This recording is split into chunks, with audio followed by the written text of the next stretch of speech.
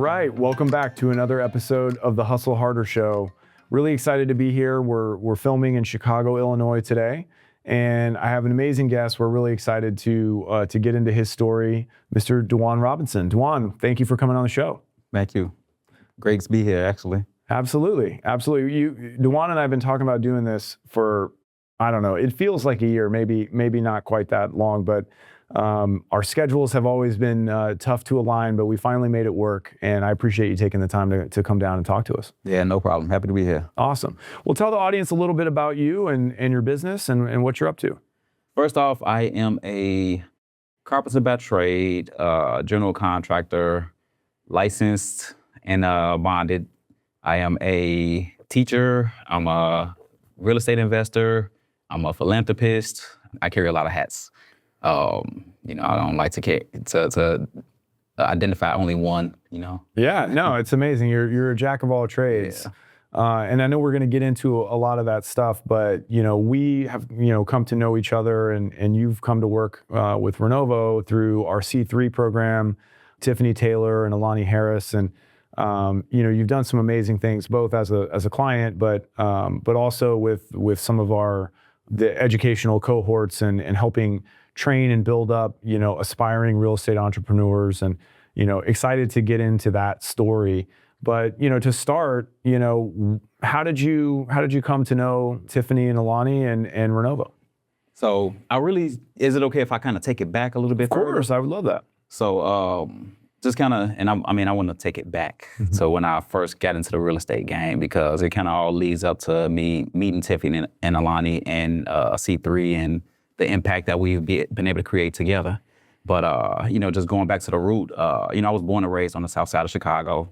Came up out of Chicago Vocational Career Academy is what it was called back then, CVCA, which is CVS. It's a vocational school on the south side. I originally, as a kid, one of the things for me was trying to figure out how to get into a career where I can make the most money, right? So there was 3 options for me. I either was going to be a marine biologist, a Navy SEAL, or architect. Okay. Until I realized that, the marine biologists, the deeper they go, the more dense that water gets, I'm with you. I wanted to be a marine biologist as a kid too, and I realized quickly that probably wasn't going to be for me. I like to stay on the land. There you go. And then, so I guess the Navy SEAL aspect kind of rolled into that same realm. They talk about the life, oh man, you get a $100,000 signing bonus, but you might die a little bit early. It was sounds good at first, it's a good thing to think about wanting to do until you start getting the real details. Sure. So obviously being an architect was the safest route, and you can still kind of explore your creative mental. You can still make good money. You can still make an impact on the world. So wanted to be an architect. So coming into CVS, I actually took up architectural engineering for my freshman, sophomore year. So, I was always one of those kids that I was real intuitive. I was real active. Every time I saw something I wanted to learn, I took everything in fast. And my drafting teacher, he would give us projects, and we'd have to draw up full-scale designs to a quarter-inch scale. And I was doing it so fast, he was just he was like, it's almost like he wouldn't even grade mine because he already knew what was coming back to him. So when it was time for me to actually pick my major, my junior, senior year, I picked advanced drafting. And my drafting teacher was like, I'm not gonna let you waste your time. He said, look, I'm finna get ready to put you somewhere where you can actually get something to accompany what you already are good at. You're already too good to be going to advanced drafting. You can pick that up in college after you get out of here, but for now, you're gonna learn a little bit of carpentry too. Meanwhile, my grandparents owned some stores over on 75th Street in the Chatham area. Okay. And my grandfather and my uncle went in, and they were remodeling these stores, and I was always right there with them. Even though I wasn't, aspiring to be a carpenter or a builder or anything like that, it was something to keep me going, keep me, busy. And, my grandfather, everything that needs to be done, he would teach me and show me how to do it. And this is from when I was about 7 years old all the way up until he passed when I was a sophomore in high school. Okay. Freshman in high school. He gave me the first hammer that I ever had in my hand. But then Mr. Jenkins, my drafting teacher, pushed me into the carpentry class in high school.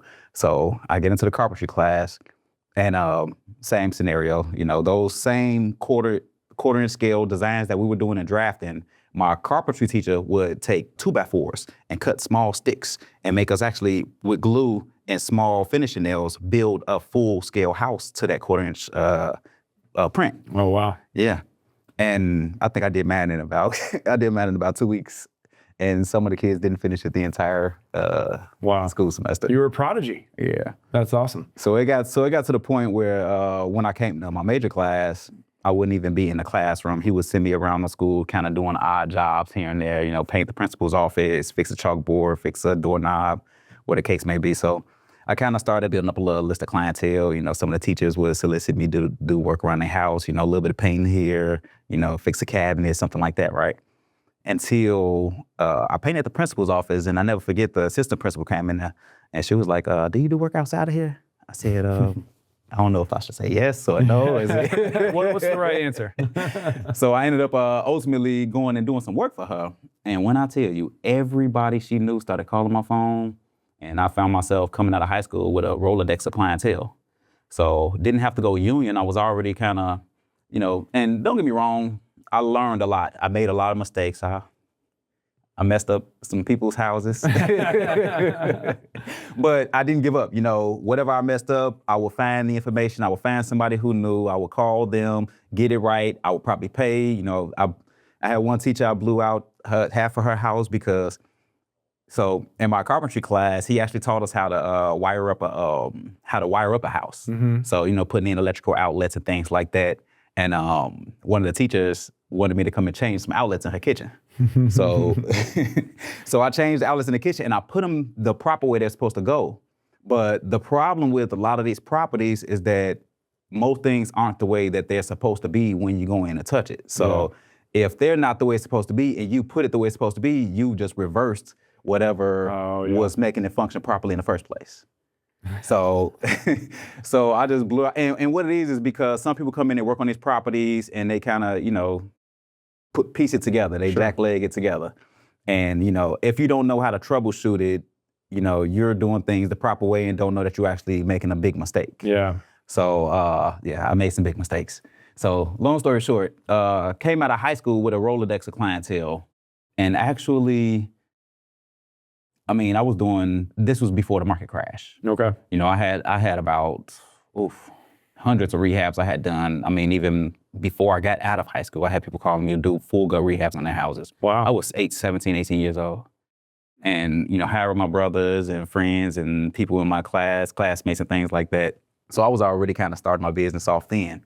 So I'll never forget. The market started to crash. Everybody was kind of tight on funds and things like that. So I got a call. I had knew somebody that had a job opportunity that I could take advantage of. So got a call, went and stepped back for a little while and punched the clock. It was not comfortable for me, but it was a way to keep some money moving where I don't have to worry about the logistics of the real estate market. Yep. And the direction is already kind of going into. So stepped back for a second and, went, worked the job, punched the clock. And, ultimately, when you're somewhere and you don't need to be there, this is not where I'm supposed to be. Right. And I still had my clientele calling me though. So that was the thing. So I still had people working. So I had, some of my guys still working and I was punching the clock. And then it got to a point where it was like, okay, I'm paying them more than I'm making here. Mm-hmm. Like, okay, this is ridiculous. And then I'm driving myself crazy because now I leave here and I have to go and still coordinate things over there. You know what? But it's good money, it's safety, it's a safety net. But that's never enticed me, the safety net aspect of it. But it was a thought at that moment, right? Sure. So they did a pension reform. And they told me that I had to work an extra 40-something years in order to retire. And I'm thinking to myself, do the exact same thing every single day for 40 more years, and I've already been doing it for 8. I don't know about that. Yeah. It might not be. That doesn't sound too enticing. Yeah, it don't sound like it's for me. Yeah. So, and then like I said, I'm looking at the fact that I'm paying out more than I'm taking home at this job. So, for me, it was like a no-brainer. Okay, it's time for me to just kind of get back to my roots and get back to what I do. So it just so happened that I I had a little bit of money saved up. I had, just filed my taxes from the job I was working. I had projects that were paying me on things like that. And I had a guy who, over in the Woodlawn area, it was a 2-unit Greystone that he had purchased. Back then you can get a 2-unit for about $20,000, $30,000. Wow. Now it's like, it's no possible way. Yeah. What year was this? This was maybe 2013, Okay. 2014-ish. So kind of coming out of the Great Recession at that point. Yeah. It's kind of on the upturn. This was like literally the bottom of the upturn. Got it. And it's crazy because, just thinking about that investment, so the guy, he had the property, I had some money, he didn't have the money to finish the property, so I ended up doing a partnership with him. Okay. In order to actually get my foot into the real estate game, because I've never actually owned real estate at that point. I've only been a contractor, carpenter, doing work for people. So, kind of just putting 2 and 2 together, I'm like, okay, I got about $40,000, what can I do with this? And, obviously people think that that's a lot of money. When you've never really dealt with money of that magnitude or higher, I thought that was a lot of money. And I was like, 19 years old or something like that. Wow. Yeah. So, but the realistic side of it is like, this may buy property, but now I have a sitting liability. Yep. I don't want to create a problem, put my money at risk, and I don't have an answer for it. Mm-hmm. So my thought process, and I don't know where it came from, because even back then, I knew people, I was doing work for individuals that were real estate investors. I used to beg people to help me and show me and teach me and guide me into the game. Most of the time, they just wanted to kind of, I was a great carpenter. I was, my mental is crazy when it comes down to putting things together. So it was more of a, use me as much as they could at the time to be able to get their projects over the hump. Yep. I don't want him to be my competition. Right. He's going to work for me. Yep. So I kind of was kept in that box, so to speak. And I had to get out of it. I mean, don't get me wrong, I was making some good money, but what I thought was good money, I was making some money. I'll say that. So ended up taking my $40,000. There was a guy, like I said, he had the Greystone over in Woodlawn. So for me, it was like, okay, he has a little bit of money. He already has the property, the asset. I can do the work. I do all of the work. I literally took my money and used it to purchase material and did about 80% of the work with my own 2 hands. Oh, wow. Literally. And got that property finished, and we flipped that property. I want to say we walked away with about $60,000 in profit a piece off of that flip. Okay. And then I kind of started trying to build my real estate investment life from there, so to speak. Yeah. So even that though, I got this 60,000 profit plus my 40,000, still only 100 grand. Yeah. So it's like, because at that time I knew nothing about financing. I knew nothing about getting loans and lines of credit and things like that. Yeah, you're just thinking about cash. Exactly, just thinking about what I need to get to be able to get this moving, and all I knew was cash. Yep. I didn't come from a financial literal background. Sure. I ended up getting connected with the Cook County Land Bank at that point. Yeah. And I purchased a property from them, and I was able to get it for like 20 grand. And now I got 80,000. So, just doing research, I'm like, okay, I can find a lender. And I think was that the one that no, I didn't know about Renovo back then. There was another lender that I reached out to, and I reached out to several lenders. I wasted a lot of money with some of the lenders I reached out to, because there were a lot of predatory lenders back then. Yeah. And they had me paying for appraisals or paying for inspections and all kind of crazy stuff. And I look up and my money is just depleting. Yeah. And I don't have funding. It doesn't make sense. Yeah. So, I didn't give up. I just kept moving forward, try and find another lender, And like I said, I knew nothing about Renovo at the time. Yeah. So I ended up finding a lender that I was able to actually meet the actual lender, not somebody that was just a representative of the lender. Got it. So when I met him, he just kind of sitting here telling him my story. He said I was a young, real enthusiastic kid that had some real good sense and wanted to move forward.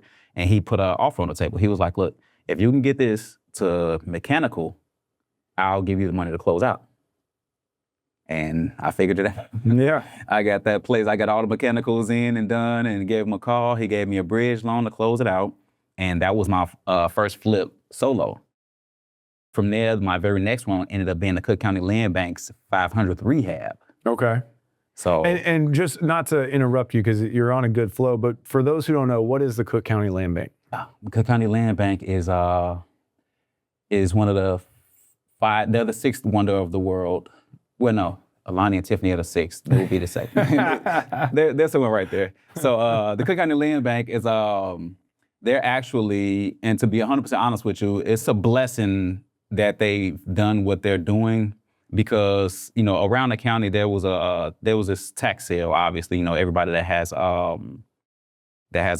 back taxes, they owe taxes, and these properties are getting taken for taxes. They go to auction at the tax sale, and they had a lot of tax buyers that would come in and they purchase those tax certificates and sit on them and charge interest if people want to buy them back or sell them, things like that.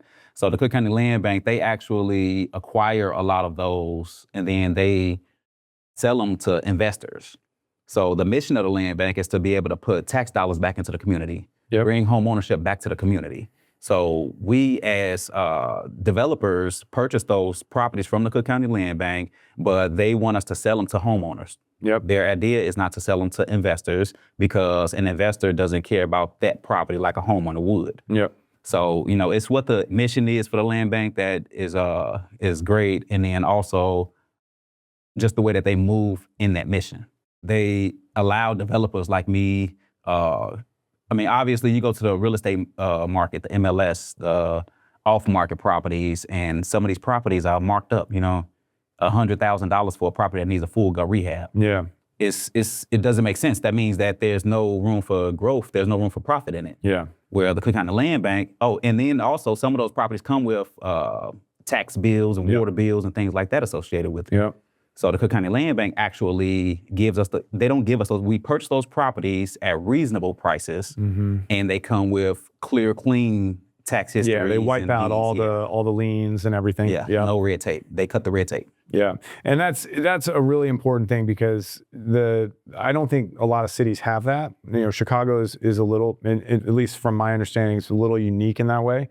And the Cook County Land Bank, I think, is an amazing organization that has done a lot of great things for the community. So I just wanted to make sure people knew what that was. So continue your story. And just to piggyback off of that, there are a lot of cities that do have land banks, but most of them do not function like the Cook County Land Bank. As in cutting those, being able to get rid of those. They literally take those deeds to court and get those taxes wiped. A lot of land banks, they don't have the power to do that. Got it. And several other different things that they do. They've created a process that is really unmatched. And it's, if other land banks have the opportunity to, mimic it, like the world would be a better place to a certain extent, allowing developers to take these dilapidated properties and actually put them back on a tax roll. I think we just had what was that? That was in maybe 7 years ago for my 500th rehab. We just did the event for the celebration for the 5,000th rehab with the land bank. So in 7 years, so you bought the 500th property that the land bank put out, and then they just now did the 5,000? 5,000. Yep. That's amazing. So they're turning over properties and getting them back to the tax roll and into the hands of actual homeowners.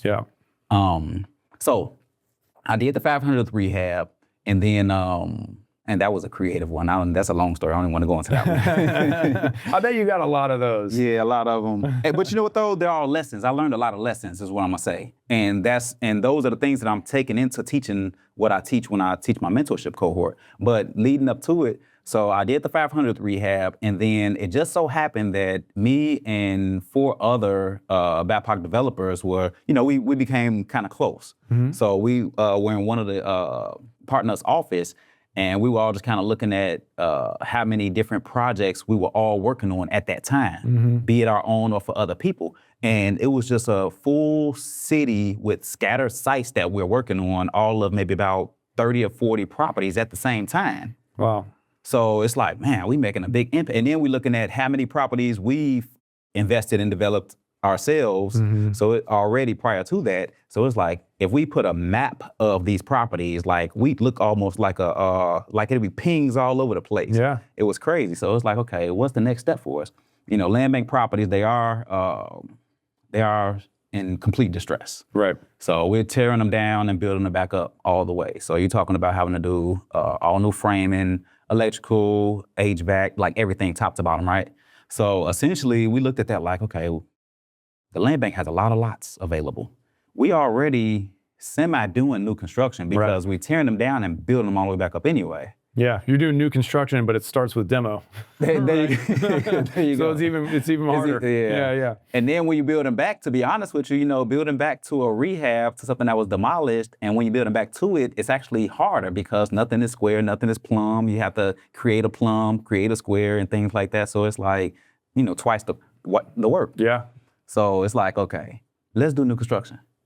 And then we had, ironically, the executive director then had, we had a conversation with him around some things that they wanted to see. So we were like, okay, they have 15 parcels over here in the Woodlawn area, all within 4 blocks. Mm-hmm. So in a 4-block radius, they had 15 parcels that we had the opportunity to all, instead of being scattered site, come together in that same area. Mm-hmm. And we bought 3 of those parcels apiece. We sat down, because nobody was buying lots at the time. Yeah.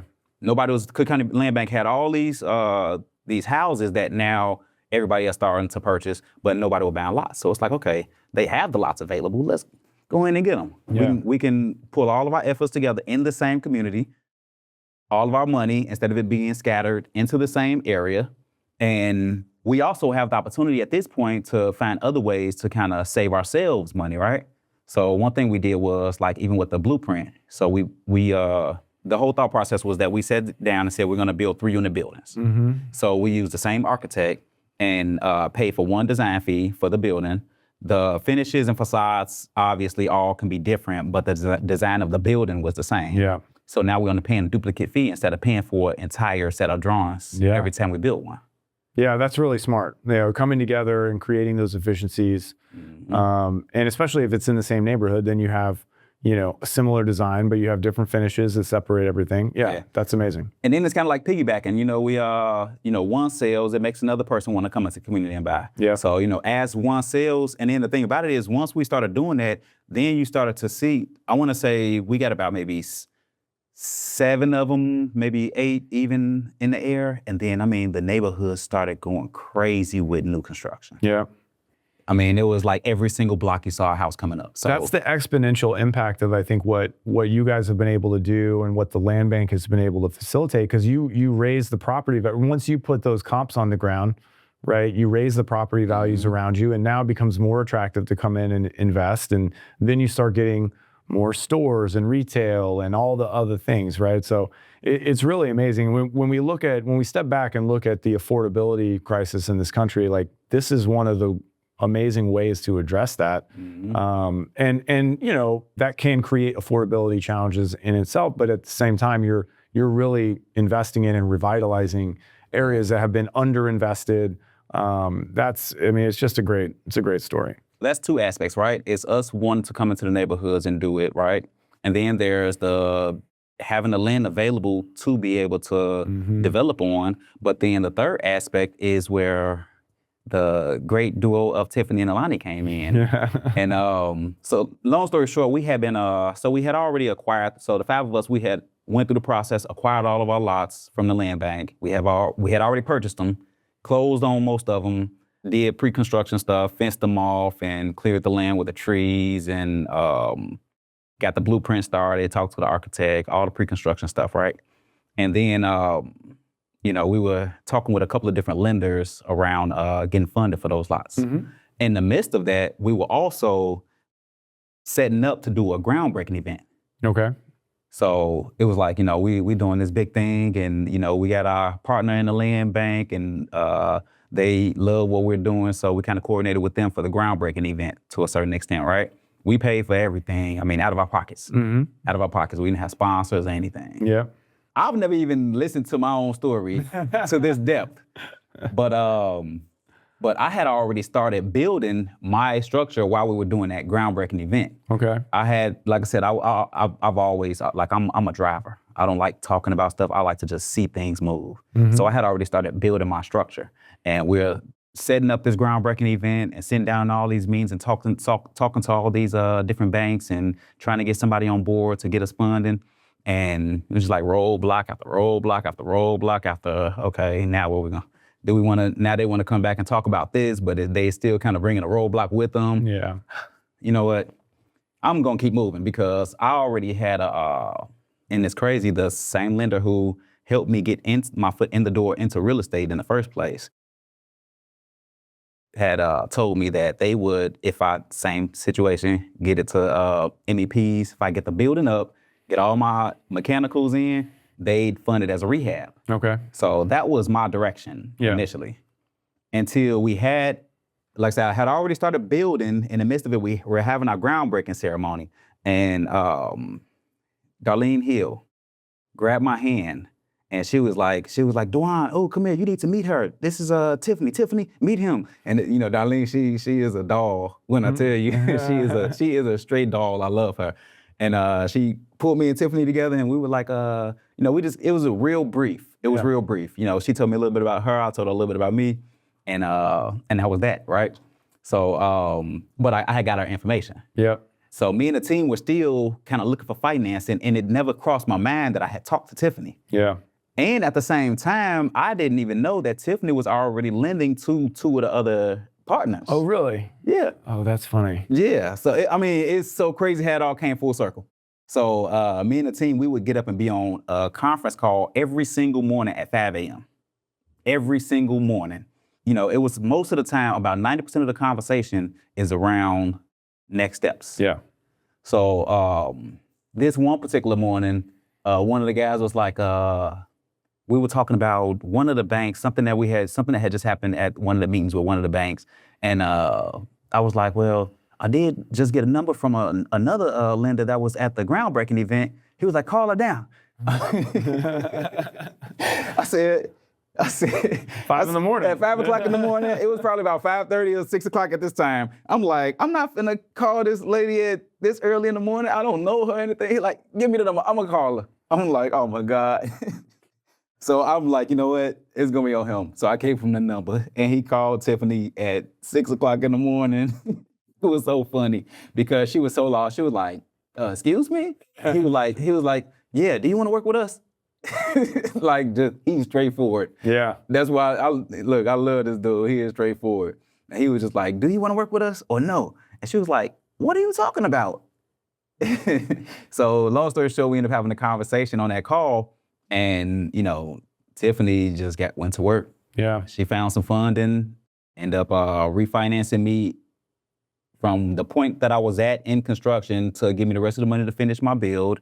And she got two of the other developers financing for their construction as well. Mm-hmm. So she started out with, I forgot the dollar amount, but she funded the first 3 for sure, and then got more funds to keep funding us. So she really was kind of a savior in that process. That's amazing. And for those, you know, I did an episode of the podcast with Tiffany and Alani where we talk about, you know, all the things they've done, and they've got amazing stories as well. And but you know, they are very special people, and they think incredibly highly of you as well. That's a great story of how you guys got connected. So how did the relationship develop from there, and how did your business develop? I mean, that was your first kind of entrance into, like, you know, technical new construction, even though you'd sort of been doing it for a while. You know, where did you go from there? What was the next step? So it's so crazy that was all of us, the 5 developers, that was all of our new construction. It was actually the first new construction that Tiffany had ever financed as well. Mm-hmm. So it was really like it was a new baby for all of us. And I mean, the publicity that came behind it and the people that came behind it, it was like, you know, I ended up, we got sponsored in Essence magazines. We were on CNN, NBC, ABC, Chicago sometimes. Like, it was just so much publicity behind it. It was crazy at that point. So it was completely blown up.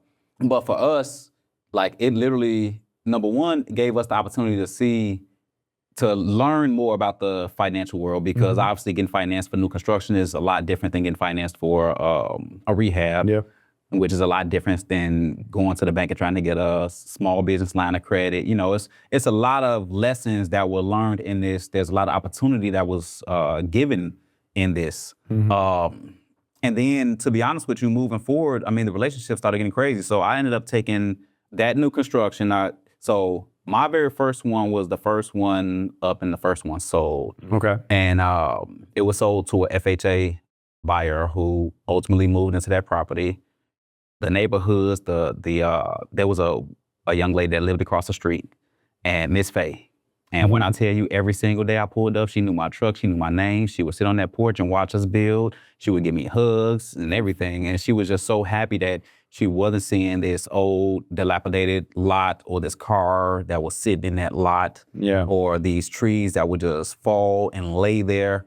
And that lot got developed, and then I did the one next to it, and then another one of the partners did the one next to that one. So, you know, the appreciation for the residents, like, it was completely there. Like, you could feel it. Yeah. You know, it made them feel good. The values of their properties went up, so it gave them instant equity. So it was a great outcome. Yeah.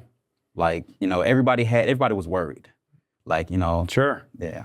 What's going to happen? And then they see what actually occurs. And that's really, really cool. I mean, to get the support from the neighborhood and to really like help improve, you know, their lives and the rest of the neighborhood. It's just fantastic. Yeah, I mean, even to the extent of, you know, hiring like some of the guys in the neighborhood would start to cut the grass. Not, you know, we'd pay them to keep the lawn up and then even do a little labor in the project. So, you know, making money in the neighborhood.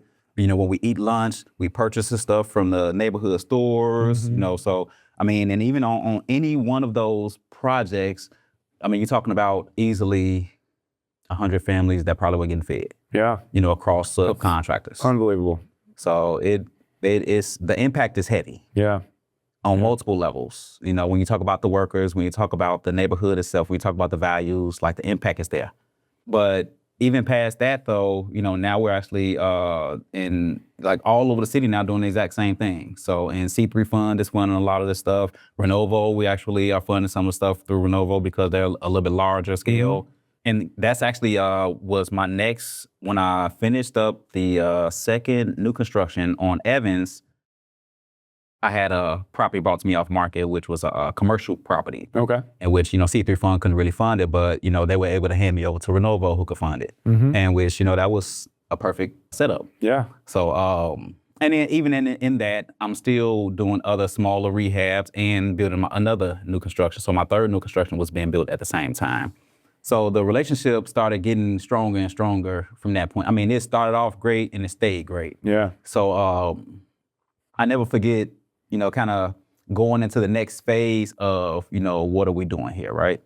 Me and Tiffany were having a conversation because, you know, I was standing at Home Depot one day and I literally could not put my phone down because so many people were calling my phone. And it's always been like this. You know, it's like I was the go-to guy for information and kind of problem solving. Yeah. If it came to the construction side, it came to the carpentry side, it came to the, you know, trying to figure out how to get into the game. The things that I used to beg people to show me, now I got people calling me, asking me for. Yeah. You know, how do I get financing? How do I, you know, fill out this application? How do I do a scope of work? You know, can you take a look at my scope of work before I submit it? You know, things like that. And I was getting so many of those calls, like at some time I can't even check out at the store to be able to, you know, for getting off my phone. So me and Tiffany were having a conversation around, you know, how many people that she even knew that, you know, needed assistance. Sure. You know, on a larger scales and smaller scales. So it was really kind of a no-brainer. She ended up getting some, so DNA Construction is my construction company. Then I also have the DNA Fund, which is my nonprofit. I'm also a 501c3. Okay. So through the DNA Fund, that's where I educate people in real estate and construction. Okay. You know, everybody have all these classes where it's the real and rehab. The real and real estate. Yeah. So my mentorship cohort is called the real and rehab. Okay. So that's the basis of the cohort. I give people because the rehab is the Achilles heel of the real estate. Yeah. You know, we could teach you how to get into the real estate all day long, but if you can't get out of the rehab, it's a failing product. Right. You know, why give you a boat and not teach you how to drive it? Yeah, yeah. It makes no sense. You eventually learn how to drive it, but will you pass before you learn? Right, right. Or float out to sea. Yeah, you know? Yeah, totally. So it's like, you know, give you the boat and teach you how to drive it at this point. So in Tiffany knowing all of these people that need the assistance and her being in the financial world, we were able to kind of put some pieces to the puzzle together. And I had started off, we did 2 project management workshops, and right past those and I think actually at that time, that was when we were actually talking about trying to get together and putting a cohort together. Because I was already starting on my, putting my program together, and it's crazy. Tiffany and Alani, I drove them crazy because I had put together and I feel like it started out because I was putting together my presentation for the project management workshop. And then I would just keep adding to it, and then wanting to take stuff out. And then when I looked up, I had like a 260 slide PowerPoint presentation. That's amazing. It was crazy. So I'm like, you know what, this is a whole course. You know, I'm putting a course together. So they were looking at it like, no, you got to bring this down. You can't do this. It's too much. It's too much. Yeah. So I think it came down to about maybe 210 or something like that. Wow. But still kind of thick. Dense, yeah. I mean, you went deep. It doesn't sound like you do very many things halfway. Yeah, not at all. I mean, and I even took it to the next level because even in my cohort, so I took all of those PowerPoint slides, and which are compiled with information. I mean, I was just brain dumping things that I knew, things that I knew people would be doing wrong because I've done them wrong already. Things that I'm currently seeing people doing wrong. You know, now some things are universal, some things are not. Sure. But I will give you the basis, you know, somewhere to start to be able to determine whether it's, you know, you need to go in this direction or that direction, right? And then like with all of those slides, I actually had recordings. So I recorded videos. And so like when you said that about the recording, like, you know, the great sound guy. Oh yeah. I had rented a condo over in Hyde Park, and I set up started doing my recordings. I had a beautiful view over the water, so it was real soothing and calming, and ordered the mics, and I was recording the videos to put to I built out the course completely. Wow. It took me 2 years. 2 years, wow. Yeah, 2 years. So, and ironically in that time frame, Tiffany was also driving, trying to get some sponsorship behind it and things like that. You know, I have paid opportunities for people that want to actually just be mentees, be my students, for me to mentor them and carry them through this. Sure. I mean, at the end of the day, I could get on one phone call and in 15 minutes probably save you 50 grand. I mean, I've done it many of times. Yeah. Turn a project upside down for people. Yeah. So it's almost like you probably better off paying this little $1,200 and saving yourself that $250,000 you're finna lose over here. Yeah, definitely. You know? And a part of it is because like me coming into this game, me coming up the way I came up, I wish I would have had a mentor. I wanted a mentor. It made me it made me even stronger by not having one. Sure. And that really kind of gives me the confidence in what I'm giving people. Yeah. It's interesting because, you know, and this is a sad fact, but, you know, oftentimes you see this where, you know, people who have a really difficult time, a lot of odds stacked against them, they make it, right? But then a lot of those people pull the ladder up behind them, right? Like that's what you experienced. You had people that were doing these projects, making a lot of money, and instead of helping you, you know, build a business and really, you know, giving you that education, they were selfish a little bit and kind of tried to keep you to themselves and keep you where you were. And that happens far too often. So it's really amazing that, you know, you went through that and saw, man, how important that could have been. You know, to your point, it made you stronger and better by having to figure it out yourself, but you made a lot of mistakes and it probably set you back a lot. But for you to be where you are now and to reach down and be pulling people up with you is an incredible thing. And we need more of that. And then to give people a little bit of background, you know, C3 is a community development finance institution that, you know, is a nonprofit that Renovo started.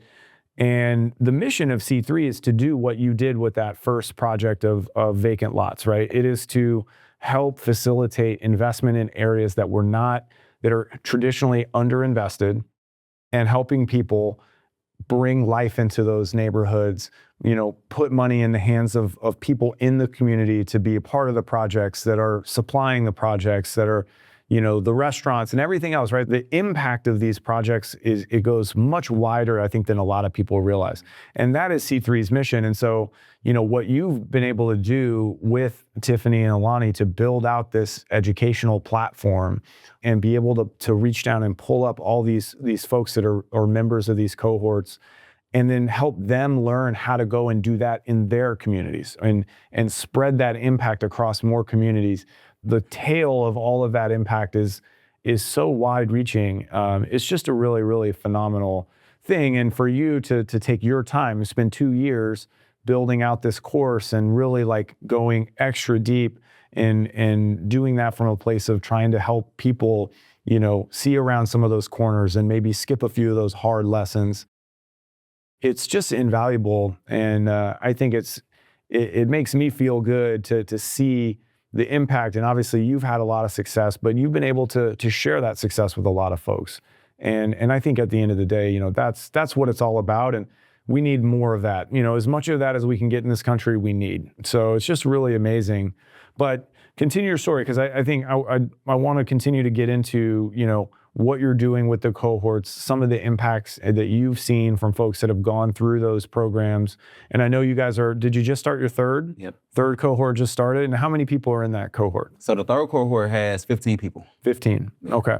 So the way the cohort is structured, like I said, it started out as a 200 slab PowerPoint presentation, but I, put it together on a platform where, I could present the actual, the content, as a whole. And so they get access to the platform for a full year.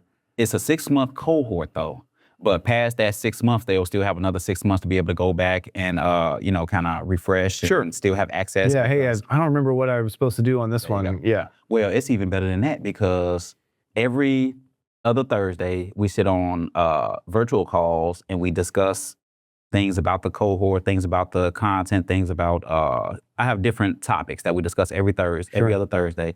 Twice a month, we do the virtual calls, and every other call, I actually have other real estate professionals on those calls to bring more knowledge to the table. Yeah. Accountants, real estate lawyers, real estate agents, insurance agents, vendors. Really the full 360 degrees of what it takes to do this. Yep. Because even in the course, I teach them, like, you have to build out your role. You have to put a team in place. Yeah. If you don't have a team, you won't succeed, or if you do succeed, it's gonna be hard. Yeah. So just to kind of give them access, and then even in my team, the people who I pull into the calls, they're accessible. I'm accessible.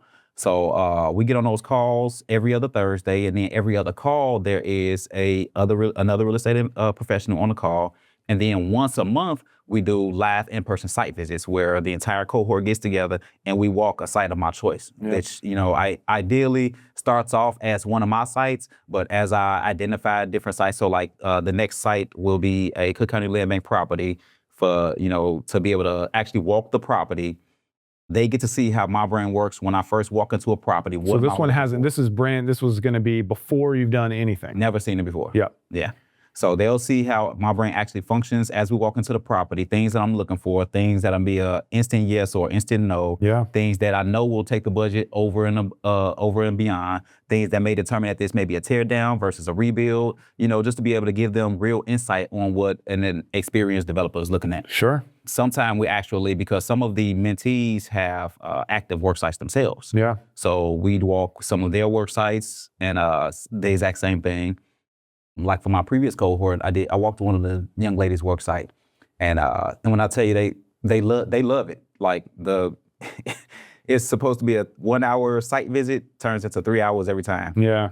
And I mean, the information I'm giving them, and they picking my brain, and I'm just giving it to them, all the way down to what is a lead pipe and how do you determine the inner diameter of the pipe, the size of the pipe, and things like that. When do you know you need to do a water service increase in the city of Chicago? How much does it cost? What does it be? I mean, everything. Like when you're on a property, a lot of these people, they're at the mercy of their contractor without knowing the true experience, because they may be newer developers, right? Yeah. So they don't really know the true experience of this contractor that they're dealing with. So them being able to get some of this insight allows them to have something to bring to the table. Yeah, to ask the right questions. There you go. Yeah. And that makes a difference in how that contractor handles you. Yep. how the contractor is going to perform, Mm-hmm. whether you know whether he's an actual contractor or not, because it's a Shark Tank. Oh yeah, especially in that world, right? I mean, there's very low barrier to entry to be a contractor, and you get all kinds of personalities, and there are unfortunately a lot of people who are more than happy to take advantage of somebody who doesn't understand what's going on. And so that's an incredible value, is just helping them understand, how do I evaluate, is this gonna work? Is this the right person that I should be working with? And are they telling me things that are real? Or are they telling me things that they just can tell me because they don't think I know any better? And that's amazing value right there. I mean, and the ultimate goal for people, like say, I call it a Shark Tank, but it's also a crap table. You know, it's the most money won, most money lost. Mm-hmm.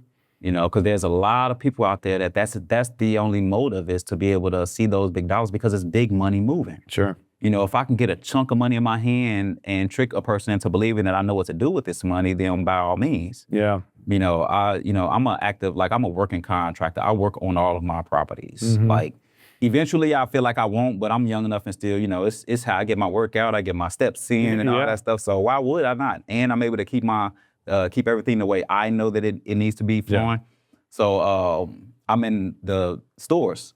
So 1 million people walk up to me every day, all day. You know, I do everything. I know how to do everything. I've been proven right 1 million times. Yeah. You know, I call myself jack of all trades, master of most. Mm-hmm. Because you can never be 100%. I'm always learning. Sure. I'm always learning. Well, I think that's one of the things that's made you successful. You're curious, and you're willing to do the work to figure it out, and then you're willing to share that. And I think that's incredible. That's my calling in this world, though, is because I experienced the want for help and it wasn't there. Yeah. So there's people that feel the same way, may not know how to look for it, may not know to ask for it. Some of my mentees, I mean, when I tell you, like, I have experience in my cohort, and when I start talking, they're like, they're all ears. Yeah. Because there's always so much to learn in real estate. Yeah. And even like when they speak, I'm all ears, because they may have something that I haven't come across. Yeah. But because I've been in this so long and I've been in so many different situations and my brain works the way it works, a lot of the times I can decipher, you know, and figure out the problem. Sure. It's rare that a person in any project can call me with the issue and I can't talk them through it. Yeah. Very rare. That's amazing. Talk to me about, like, who makes up these cohorts. What the folks that come in and that become mentees, what are those people, you know, what's that profile? And I'm sure there's lots of different profiles that you get in there, but you go from folks that just have an interest in real estate, that have never done anything before, but have the desire to learn, all the way to folks that are, you know, doing projects and just want to get better. Talk about that and what you look for when you're, you know, deciding who to, to let in. Because I'm sure you have a lot of people that apply and want to be a part of it. You only have so much time. You know, how do you decide, you know, what are you looking for in a mentee? Well, here's the thing, right? You know, time is money, obviously. Sure. And my time working on my projects is how I make my money. So if I'm gonna strip time away from my projects, then I have to be making some money otherwise, right? Mm-hmm. So the cohorts are super diverse. Like, I mean, young, old, women, men, you know, all colors, like super diverse. The current cohorts that I'm doing with Tiffany and Alani, because like I said, the Real and Rehab is the basis of my mentorship. Right, which is something that you that's a business. Exactly. Yeah. So the emerging developers cohort is the partnership that I'm have with Tiffany and Alani with C3, right. And, you know, for sponsorship purposes. Got it. So these people don't have to really go into their pockets to pay, you know, $2,000 or $3,000 to be a part of the cohort. So Tiffany and Alani brings it's, you know, like say they're a CDFI, you know, they're able to bring to the table the resources for people to not have to figure out how to come up with it. You know, they cut red tape to a certain extent. Yeah, and for people who don't know, the cool thing about the CDFI, it really unlocks the ability to facilitate investment from firms that, you know, might have, like, it could be banks that are contributing because they get, you know, CRA, you know, Community Reinvestment Act. They get CRA credit and they have a certain amount of investment that they have to make in their local community. And so they're able to, and this is the thing that Tiffany is incredible at, is build a network of people that have a desire and a need to make these types of investments. And then she can then facilitate things like these cohorts that allow people to come in and not, have to be financially burdened by that. And I think that's one of the really, really neat things about the C3, CDFI, and what those folks are able to do. Yeah, and because the thing about it is, like you said, the banks have to deploy those funds, and sometimes they kind of struggle with finding places to deploy those funds. Absolutely. So that's where, like you said, C3 Fund comes in as a great facilitator of that for them. Absolutely. And being able to go out and find those folks and then make the case that, hey, this is actually creating real impact. There's a lot of places you could potentially put the CRA investment, but here's what we're doing. And Tiffany does a lot of work to be able to quantify the impact that's being made in these communities to really get these financial institutions and others on board with, hey, this is a great place for us to deploy capital, and it's going to make an impact in our community. And, and you guys are doing a great job with it. Yeah. So the current cohort is actually sponsored, like say Tiffany, she works very hard, and she was able to get sponsorship through JP Morgan. So they're sponsoring 15 individuals to come through the cohort. That's right. And the individuals that are coming through the cohort, they do have to have experience in real estate. Okay. So we do want them to, and as for the sponsorship aspect. Got it. Not if they want to just buy in and pay for it themselves, because that's also an option. Because here's the thing, we can't just allow anybody to come in and eat up sponsorship dollars if they really don't have a direct path to be able to actually go in and put it to use. Absolutely. Because there's a lot of people that say they want to get into real estate. Sure. They may not be ready. They may not be serious about it. They may just see an opportunity because, there's a lot of opportunistic people out here as well. Sure. And imagine the amount of applications we'd have to go through to pick 15 if we just said anybody can get the... Yeah, there's some standards there for sure. Because and this firsthand, but it sounds great. Real estate investing sounds great. You see these investors make lots of money, drive nice cars. It's a lot harder than it sounds. And people, I'm sure there's lots of people who come in and say, oh man, this is going to be awesome. I'm going to crush this. And then they really learn what it's like. And it's like, well, maybe this isn't what I want to do. So I know with the C3 cohorts, there are some standards that you guys are looking for, because you really want, to help make people successful. And you need to take people who are serious and willing to do the work, because it's a lot of work. Well, I'm gonna start with this right here, right? People like to sleep. Oh yeah. That's the problem. Yeah. If you want to be a real estate investor, you will not sleep. Yeah. You're doing meetings at 5 a.m., every Thursday or whatever. It takes a tremendous commitment. But the power of real estate to build wealth and generational wealth is absolutely there for people who are willing to do what it takes. I agree. A lot of people not willing to do what it takes, though. But you know what, though? And I think it's just that, like I said, the first thing is, and I think I started talking to you about this earlier, scarcity, right? Because people don't know, it's the fear of the unknown. Sure. And that's one of the biggest parts of it. But with the right guidance, with you wanting to actually put forth the effort, that's where it starts, right? Sure. Because, people have vices all the time. Some people gamble, some people, smoke, some people drink, whatever the vices are, my vice is real estate. If I got 10 cents, I can go buy a tool, I can go and buy a piece of drywall, I can get this moving. Yeah. Yeah. So it's just a decision. At the end of the day, that's the one thing we all have is the opportunity to make a decision. Yeah. And you have to make a decision. Mm-hmm. It has to be made, and nobody's gonna make it for you but you. Yeah. So it's either you get into real estate, you make the change to be able to make this make sense for you, or you just continue doing what you're doing and keep sleeping. Yeah. Yeah. Absolutely.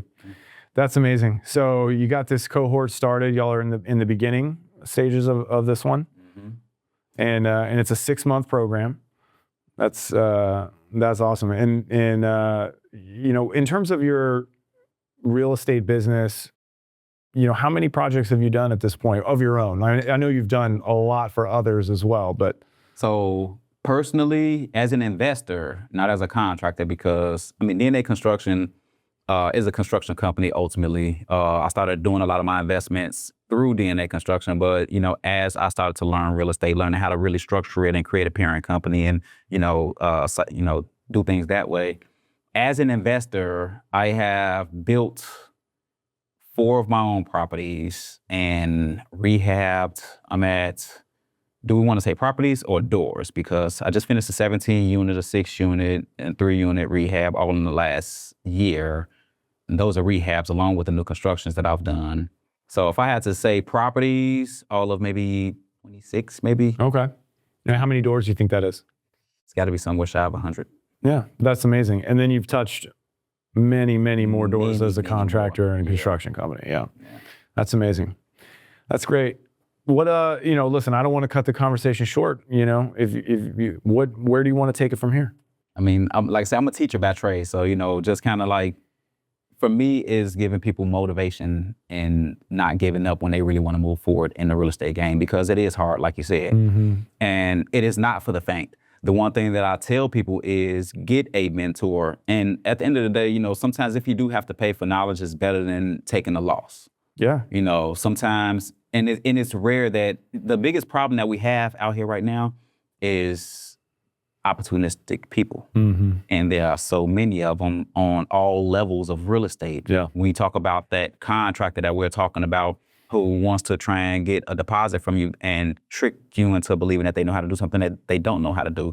When we talk about those predatory lenders that, were kind of like stealing money from me back in the days. When we talk about even some people have courses out here, they're selling people courses and charging people $20 and $30 and $40,000, and they're kind of feeding them pipe dreams. Yeah. And that's where I feel like what me and Tiffany and Alani are doing has so much impact, because like it's about giving them the real side of it, not just giving them the real estate. Yeah.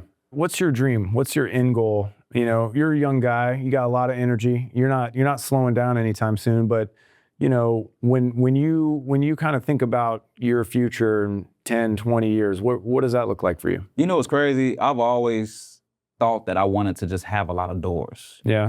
Keep building. Don't get me wrong. I don't think I'll ever stop building, but I think I find more pride in helping people. Yeah. I want to be able to stretch out. I want to be in the Floridas and, Miami. And, there are people that are still trying to get into this and they just need help. Yeah. And because like, even in my current cohort, like, I got one of my new mentees and I allowed that door to stay open. Mm-hmm. If I'm working somewhere and you want to come get some knowledge, by all means, come. Yeah. And I'm sorry. This past Monday, I had 4 of my students that showed up on one of my work sites, and then one of them, he's consistent. He wants the knowledge. Yeah. And I'm gonna give him every bit of it. That's amazing. That's amazing. I knew your story and this is the first time you and I are meeting, but I've heard some amazing things. I'll tell you, you surpassed every expectation. I think it's just really, really cool what you do. The impact you're having is probably you will probably never know the extent of it, but it is amazing. We need more people like you. And it's just, I'm so proud of what Alani and Tiffany and yourself have accomplished here. And I know there's so much more impact to come. So it's just really, really cool. And I very much appreciate you coming and sharing your story with us. I know you came from a job site. We're sitting at a table because you got a little drywall on the pants today. And I know you got more job sites to go visit. So we want to be respectful of your time, but any final thoughts that you want to close out with and wrap us up? Well, I guess, to be 100% honest with you, one thing I do want to say is, without Renovo, Tiffany and Alani wouldn't be in the position that they're in. Renovo, I understand the impact of even, the things that they're doing. So just acknowledgements, man. Just everybody that's out here trying to make a change in the right direction. Not trying to hurt people, just trying to create an avenue, create the Cook County Land Bank. Yeah. Huge shout out to the Cook County Land Bank. Just really amazing things they're doing. And I got to give a lot of credit to our CFO at Renovo, Dan McLaughlin. Mm-hmm. C3 is his passion project. And, it's been something that, we've been working on. It's been a long journey to build it to what it is. And Tiffany, it's in amazing hands. And so shout out to Tiffany Taylor for all the hard work she puts in to, build this thing brick by brick. And I know there's so much more to do. And, as we do things like this, and as, these students that you guys are working with go out and become successful, I know that we'll be able to continue to build and really spread that impact around. And excited, we're now doing, C3 is now active in Texas and North Carolina and maybe Florida as well, and continuing to look to expand the footprint so we can just keep expanding the impact. It's really fun. It's one of my favorite things that we do. And I think a lot of even our employees at Renovo, a lot of them probably don't fully understand what C3 is. And hopefully after listening to this episode, they'll have a better appreciation for it. But can't thank you enough for what you do and the time that you put into it. It's really, really amazing and definitely something to be proud of. Oh yeah, for sure. I appreciate you being here. I appreciate the ability to be able to tell my story. I appreciate Tiffany and Alani. I wish that I had a machine. I could make more of them as well. There aren't too many ever. Yeah, I've honestly they work hard. Yeah, they work hard. I feel like I've always felt like I'm the only person that's up working at 5 o'clock in the morning and working late. But whenever I talk to Alani, Yeah, I mean, she was going to be here today, but she had a conflict. She's out doing her thing and making sure we're helping more people. So they really do work hard. And if you haven't listened to the episode that I did with them, please do. They are just amazing human beings and super proud of what they've accomplished. But you play a big role in it too. And man, it's just great to get to meet you and hear your story. It's inspiring. Thank you. Yeah. Well, thank you for making the time again. We want to let you get back to making money and helping people and putting more projects on the ground. But really appreciate the time. And I think this is one of my favorite episodes that we've done. So thank you. Okay, no problem. Thank you. Yeah. All right. Well, thanks everybody. We'll be back soon with more of this, but hope you guys enjoyed this conversation. I know I did. So cheers until next time. That's a wrap for this episode of the Hustle Harder Show. We're grateful you joined us, and we hope you took away some lessons and insights that can help you on your journey. Here at the show, we're driven to bring you real value and entertainment in the form of interviews and content that move the needle in your business and life. So if you enjoyed the show, please like and subscribe and send us your feedback so we can deliver more value more often. And if you want to reach Renovo Financial to see if we can be a fit to help you finance your next real estate investment, please reach out to us on our website or social media. Thanks, and we'll see you next time.